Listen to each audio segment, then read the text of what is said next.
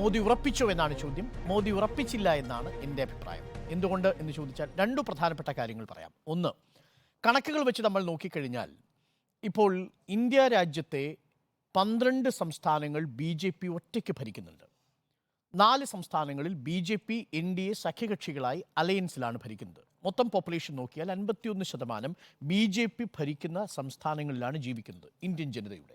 അതായത് ഈ വോട്ട് ചെയ്യാൻ പോകുന്നതിൽ 51% വരുന്നത് BJPയോ BJPയുടെ സഖ്യകക്ഷികളോ നേതൃത്വം കൊടുക്കുന്ന സംസ്ഥാന ഭരണത്തിന് കീഴിലുള്ള വോട്ടർമാരാണ് വോട്ട് ചെയ്യാൻ പോകുന്നത്. ഈ കണക്കിനൊരു പ്രത്യേകതയുണ്ട്. എന്തെന്നാൽ ഞാൻ മനസ്സിലാക്കുന്നത് ഈ തെരഞ്ഞെടുപ്പിൽ 6 ഘട്ടങ്ങൾ പിന്നിടുമ്പോഴും ഒരു കോൾഡ് വേവ് ആണുള്ളത് എന്നാണ്, ഒരു ഹോട്ട് വേവിന് പകരം. ആ കോൾഡ് വേവിൻ്റെ കാരണമായി ഞാൻ മനസ്സിലാക്കുന്നത് വോട്ട് ചെയ്യാനുള്ള ഒരു താല്പര്യം വോട്ടർമാർക്കില്ലാതെ പോകുന്നത് നിരീക്ഷകർ പറയുന്നത് പോലെ ഒരു ആൻറ്റി ഇൻകുംബൻസി അവിടെ വർക്ക് ചെയ്യുന്നുണ്ട്.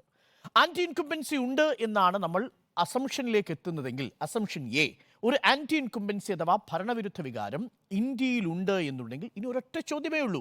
അത് സംസ്ഥാന സർക്കാരിനോടുള്ള ഭരണവിരുദ്ധമാണോ അതല്ല കേന്ദ്ര സർക്കാരിനോടുള്ള ഭരണവിരുദ്ധം? വളരെ പ്രധാനമാണത്. അപ്പോൾ ആൻറ്റി ഇൻകുംബൻസി സംസ്ഥാന സർക്കാരിനോടുള്ള ഭരണവിരുദ്ധ വികാരമാണെങ്കിൽ 51% വോട്ടർമാരും നിൽക്കുന്നത് BJP ഭരിക്കുന്ന സംസ്ഥാനങ്ങളിലാണ്. സംസ്ഥാന ഭരണം ബാധ്യതയാവും. എക്സാക്ട്ലി. അപ്പോൾ സംസ്ഥാന സർക്കാരിൻ്റെ ഭരണത്തിൽ തൃപ്തരല്ലാത്ത വോട്ടർമാർ വീണ്ടും BJP എന്ന പാർട്ടിക്കോ NDA മുന്നണിയിലെ സഖ്യകക്ഷിക്കോ വോട്ട് രേഖപ്പെടുത്തുമെന്ന് കരുതുക വയ്യ. That's number 1. നമ്പർ 2, ഇനി കേന്ദ്ര സർക്കാരിനെതിരെയാണ് ഭരണവിരുദ്ധ വികാരമെങ്കിലോ ദാറ്റ്സ് എക്സ്പ്ലിസിറ്റ്. വളരെ കൃത്യമായ വോട്ട് BJPക്കെതിരെയായിരിക്കും, ഇന്ത്യ മുന്നണിയിലെ കക്ഷികൾക്കായിരിക്കും എന്ന കാര്യത്തിൽ സംശയമില്ല. ഇതാണ് കണക്ക് പ്രകാരം ഞാൻ പറയുന്നത്. ഇനി ഇതിനു പിന്നിൽ വിവിധ സംസ്ഥാനങ്ങളിലെ വോട്ടർമാരുമായി സംസാരിച്ച് വിവിധ മാഗസിനുകളിലൂടെ നമ്മൾ മനസ്സിലാക്കിയ ജേർണലിസ്റ്റിക് പീസ് ഓഫ് എവിഡൻസ് ഉണ്ട്. അതിൽ ചില സൂചനകളുണ്ട് എന്നാണ് ഞാൻ മനസ്സിലാക്കുന്നത്. അതിൽ ഏറ്റവും പ്രധാനപ്പെട്ട കാര്യം 2014 നരേന്ദ്രമോദി അധികാരത്തിൽ വരുമ്പോൾ രാജ്യത്തുണ്ടായിരുന്ന ഒരു സവിശേഷമായ സാഹചര്യം ഉണ്ടായിരുന്നു. നമ്മൾ പലതവണ വിശദീകരിച്ചതാണ്. അത് ഇന്ത്യയിൽ അഴിമതി വിരുദ്ധ ഭരണത്തിനു വേണ്ടിയുള്ള വലിയ പ്രക്ഷോഭം നടക്കുന്ന ഒരു സാഹചര്യത്തിൽ നിന്ന് മുതലെടുത്തു കൊണ്ടുവരുന്ന ഒരു രാഷ്ട്രീയ ഊർജ്ജം, അതാണ് യഥാർത്ഥത്തിൽ നരേന്ദ്രമോദിയെ അധികാരത്തിലേക്ക് ഉറപ്പിച്ചു നിർത്തുന്നത്. ഒരു ആൻറ്റി ഇൻകംപൻസി എഗെയിൻസ്റ്റ് ഒരു ഇൻഎഫിഷ്യൻ്റായ കറപ്റ്റായ 2014 UPA 2 സർക്കാരിനെതിരായിട്ടുള്ളൊരു ഭരണവിരുദ്ധ വികാരം അത് അന്തരീക്ഷത്തിൽ വളരെ ശക്തമായിട്ടുണ്ടായിരുന്നു. പ്ലസ് കപ്പിൾഡ് വിത്ത് ഒരു ഫാക്ടറും കൂടി അവിടെ പ്രവർത്തിച്ചു. ഒരു ബൈനറി പ്രവർത്തിച്ചു 2014. ആ ബൈനറി എന്ന് പറയുന്നത് ഒരു ഭാഗത്ത് വളരെ വീക്കായ, ദുർബലനായ, ശക്തിയില്ലാത്ത, ഒരുപക്ഷേ സോണിയാഗാന്ധിയുടെയും പാരമ്പര്യ ഭരണത്തിനും ഒക്കെ കീഴ്പ്പെട്ട് പ്രവർത്തിക്കുന്ന ഒരു പ്രധാനമന്ത്രി എന്നൊരു ഇമേജ് അന്ന് മൻമോഹൻ സിംഗിന് കൽപ്പിച്ചു കൊടുത്തുകൊണ്ടാണ് BJPയുടെ പ്രചരണം നടക്കുന്നത്. തീരുമാനങ്ങൾ യഥാർത്ഥത്തിൽ സംഭവിക്കുന്നത് സോണിയാഗാന്ധിയുടെ വീട്ടിലാണെന്നും അത് നടപ്പിലാക്കുന്ന ജോലി മാത്രമേ മൻമോഹൻ സിംഗിനുള്ളൂവെന്നും മൻമോഹൻ സിംഗ് ഇന്ത്യ കണ്ട ഏറ്റവും വീക്കസ്റ്റ് പ്രൈം മിനിസ്റ്ററുമാണെന്നുള്ളൊരു നരേറ്റീവും 2014 ഉണ്ടായിരുന്നു. അപ്പോൾ വീക്കസ്റ്റ് പ്രധാനമന്ത്രിയായ മൻമോഹൻ സിംഗിനെ എതിരിടാൻ 2013 ഗോവയിൽ നടക്കുന്ന BJPയുടെ നാഷണൽ കൺവെൻഷനിൽ ഒരു നേതാവിനെ തെരഞ്ഞെടുക്കുന്നു. ഏറ്റവും കരുത്തുള്ള നേതാവായി നരേന്ദ്രമോദിയാണ് പ്രസന്റ് ചെയ്യുന്നത്. അപ്പോൾ കരുത്തുള്ള നേതാവ് വേഴ്സസ് ദുർബലനായ നേതാവ് എന്നൊരു നരേറ്റീവ് 2014 ഉണ്ടായിരുന്നു. 56 ഇഞ്ച് വരുന്നത് ആ ഘട്ടത്തിലാണ്. അപ്പോൾ ഒരു മസ്കുലീനായ ഒരു ആണധികാരത്തിൻ്റെ സമസ്ത അധികാരവും ഉറപ്പിച്ചു നിർത്തുന്ന ഒരു നേതാവ് അധികാരത്തിലേക്ക് എത്തുന്നു എന്നൊരു പ്രതീതി ഉണ്ടാക്കുന്ന ഒരു സ്ട്രോങ് ലീഡർ സൈക്കോസിസ് അവിടെ വർക്ക് ചെയ്യുന്നു. അതേസമയം തന്നെ ഒരു ആൻറ്റി ഇൻകുംബൻസിയും 2014 ശക്തമായിട്ടുണ്ടാകും. ഇതാണ് 2014 തെരഞ്ഞെടുപ്പിൽ BJP അധികാരത്തിലെത്തിക്കാൻ സഹായിച്ച പ്രധാനപ്പെട്ട 3 ഘടകങ്ങൾ. ഒന്ന്, അഴിമതി വിരുദ്ധ പ്രക്ഷോഭത്തിൻ്റെ ഊർജ്ജം, രാഷ്ട്രീയ ഊർജ്ജം NDA സ്വീകരിക്കുന്നു.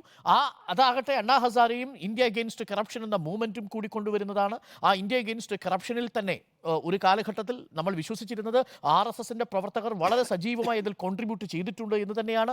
അതിൽ അരവിന്ദ് കെജ്രിവാളും യോഗേന്ദ്ര യാദവും പ്രശാന്ത് ഭൂഷണും ഒക്കെ പ്രധാന കാർമ്മികത്വമൊക്കെ വഹിച്ചെങ്കിലും അത് അവരൊക്കെ ചിന്നിച്ചിതറി പോകുമ്പോഴും അതുണ്ടാക്കിയ രാഷ്ട്രീയ ഊർജ്ജം പൂർണ്ണമായിട്ടും നേടാൻ സാധിച്ചത് BJPക്കും പിന്നെ അല്പം പ്രാദേശികമായി നേടാൻ സാധിച്ചത് ആം ആദ്മി പാർട്ടിക്കുമാണെന്നാണ് എൻ്റെ വിശ്വാസം. അപ്പോൾ ഈ 3 ഘടകങ്ങളും 2014 തെരഞ്ഞെടുപ്പിൻ്റെ പശ്ചാത്തലമാണെങ്കിൽ 2019 വരുമ്പോൾ സ്ഥിതി മാറുന്നു.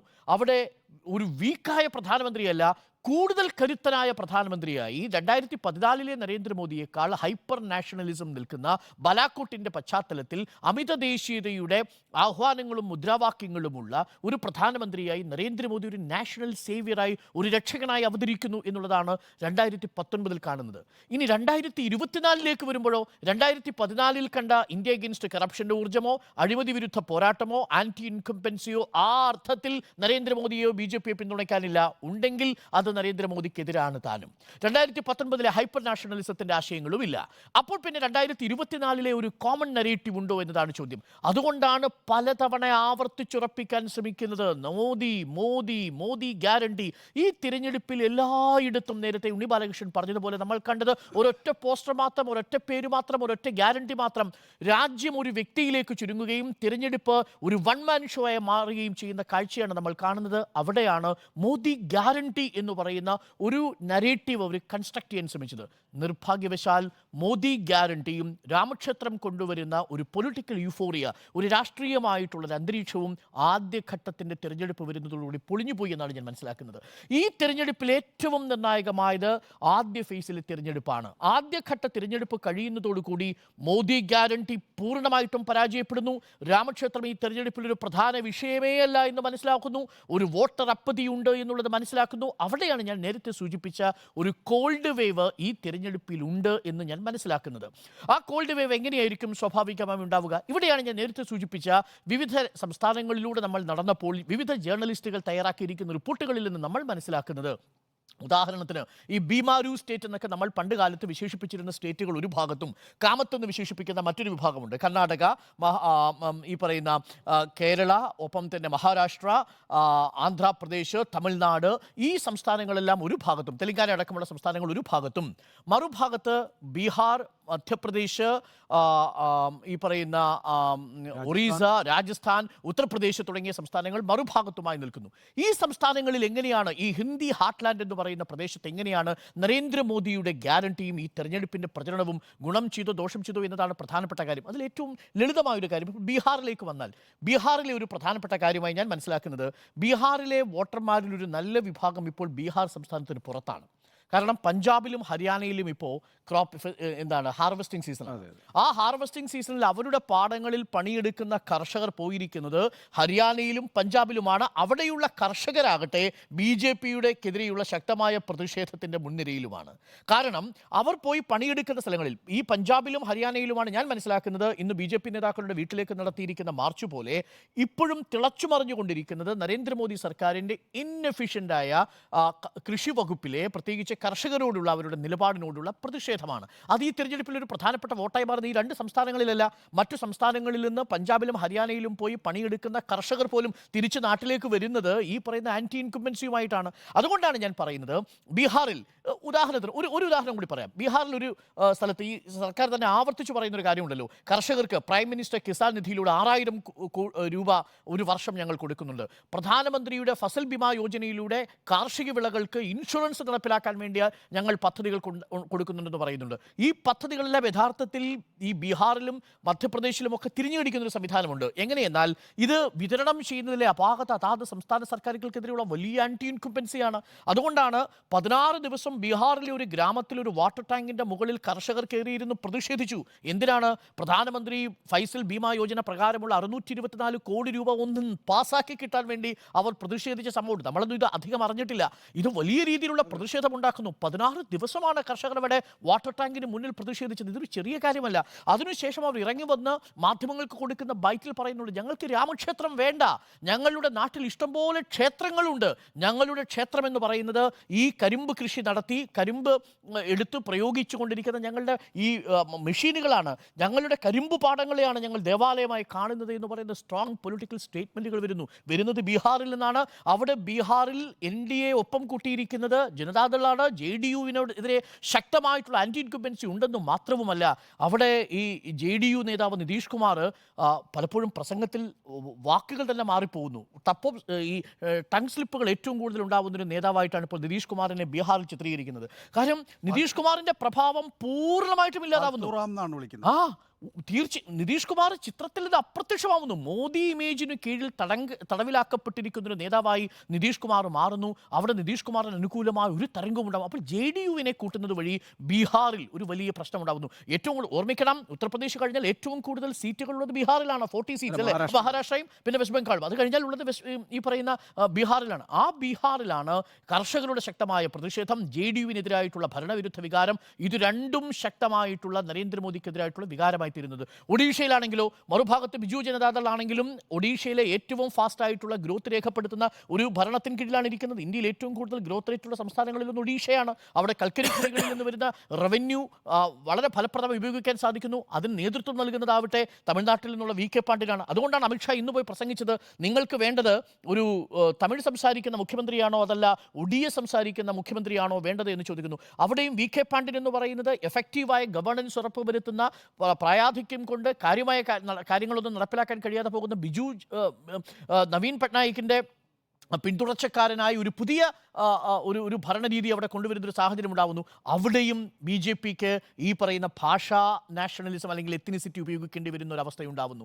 ഇനി ഈ കർണാടകത്തിലേക്ക് വന്നാൽ പ്രജ്വൽ രേവണ്ണ അടക്കം വലിയ വിവാദമായി നിൽക്കുന്നു. അവിടെ വോട്ട് രേഖപ്പെടുത്താൻ പോകുന്ന സ്ത്രീകൾ എങ്ങനെയാണ് ജനതാദൾ സെക്യുലർ അനുകൂലമായി വോട്ട് രേഖപ്പെടുത്തുക? കഴിഞ്ഞ തവണയുള്ള 25 സീറ്റുകളിൽ 9 സീറ്റുകൾ അവർക്ക് ഇതിനകം തന്നെ നഷ്ടപ്പെടുമെന്നുള്ളത് കർണാടകയിൽ ബി ജെ പി തന്നെ ഉറപ്പിച്ചിരിക്കുന്ന വിഷയമാണ്. അതിലും കൂടുതൽ സീറ്റുകൾ നഷ്ടപ്പെടാൻ സാധ്യതയുണ്ടെന്ന് കോൺഗ്രസ് പറയുകയും ചെയ്യുന്നു. അപ്പോൾ മൊത്തത്തിൽ വിവിധ സംസ്ഥാനങ്ങളിലൂടെ നമ്മൾ നടക്കുമ്പോഴാണെങ്കിലും ഈ തെരഞ്ഞെടുപ്പിൻ്റെ പൊതു നരേറ്റീവായി നമ്മൾ കണ്ടിരിക്കുന്ന വിഷയങ്ങളിൽ, ജനങ്ങളെ ബാധിക്കുന്ന വിഷയങ്ങളിൽ നിന്ന് സർക്കാർ അകന്നുപോയിക്കൊണ്ടിരിക്കുന്നു എന്നുള്ളത് ജനങ്ങളുടെ ഇടയിലുണ്ട്. അത് അവിടെയാണ് അഗ്നിവീറിൻ്റെ പ്രശ്നമുണ്ടാകുന്നത്. ഹരിയാനയിൽ വോട്ട് യോജിക്കാൻ ചെല്ലുമ്പോൾ ഹരിയാനയിലെ ചെറുപ്പക്കാർ ചോദിക്കുന്നു, ഞങ്ങൾക്ക് 4 വർഷം കൊണ്ട് ഞങ്ങളുടെ സർവീസ് അവസാനിപ്പിച്ച് കടന്നു വരേണ്ട ഒരു സാഹചര്യം ഉണ്ടാവുന്നു, അതെങ്ങനെയാണ് നീതീകരിക്കാൻ പറ്റുക? തൊഴിലില്ലായ്മ നിരക്ക് ദേശീയ ശരാശരിയേക്കാൾ ഉയർന്നു നിൽക്കുന്ന ഹിന്ദി ബെൽറ്റ് ഉണ്ടാവുന്നു. ഇതെല്ലാം ഹിന്ദി ഹാർട്ട്ലാൻഡിൽ ബി ജെ പിയെ സംബന്ധിച്ചിടത്തോളം നില പരിങ്ങലിലാക്കുന്ന വിഷയമാണ്. അതുകൊണ്ടാണ് ഞാൻ നേരത്തെ സൂചിപ്പിച്ചത്, ഒരു ഭരണവിരുദ്ധ വികാരം എന്നുള്ളത് ഒരു സൈലന്റ് കോൾഡ് വേവായി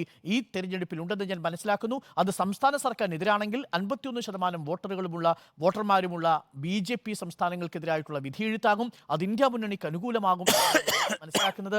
അതല്ല എങ്കിൽ അടിസ്ഥാനമായി കർഷകരുടെ പ്രശ്നങ്ങൾ, സാധാരണക്കാരുടെ പ്രശ്നങ്ങൾ ഈ തെരഞ്ഞെടുപ്പിൽ ചർച്ചയാകാതിരിക്കാൻ പരമാവധി ബി ജെ പി ശ്രമിച്ചിട്ടുണ്ട്.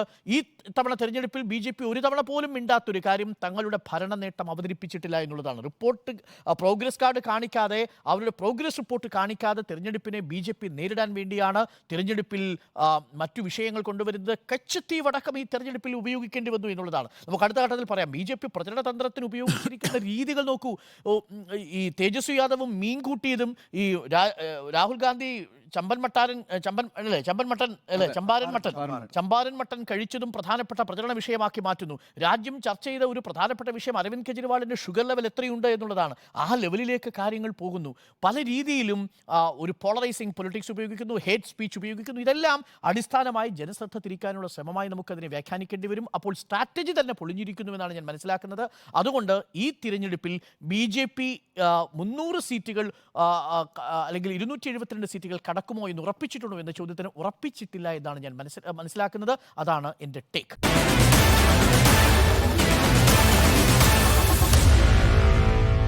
Meet the editors.